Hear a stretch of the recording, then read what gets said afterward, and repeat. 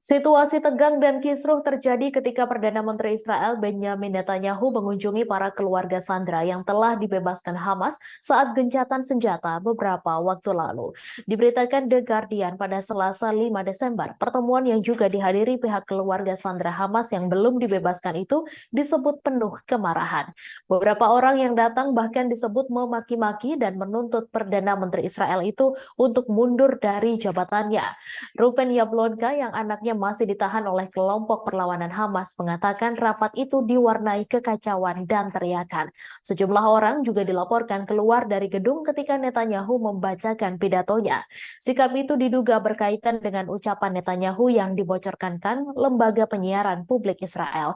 Dalam rekaman itu, Netanyahu terdengar mengatakan saat ini tak ada kemungkinan membawa pulang semua orang. Pihak keluarga sandera dilaporkan masih berteriak hingga memaki-maki Netanyahu.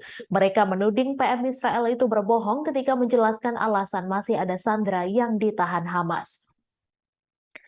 Namun Perdana Menteri Israel itu kembali membantah bahwa dirinya yang menghentikan gencatan senjata. Ia disebut mengklaim bahwa kesepakatan itu batal karena pihak Hamas bukan dirinya.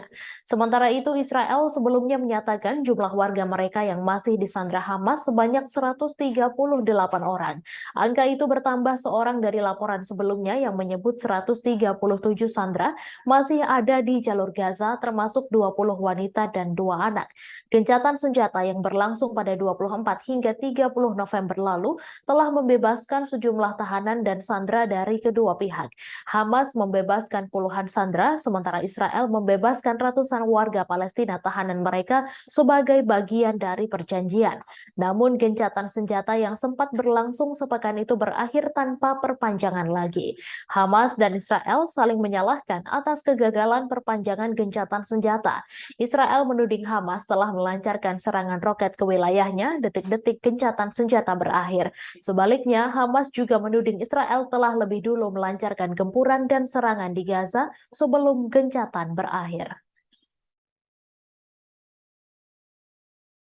Download Tribun X sekarang, menghadirkan lokal menjadi Indonesia.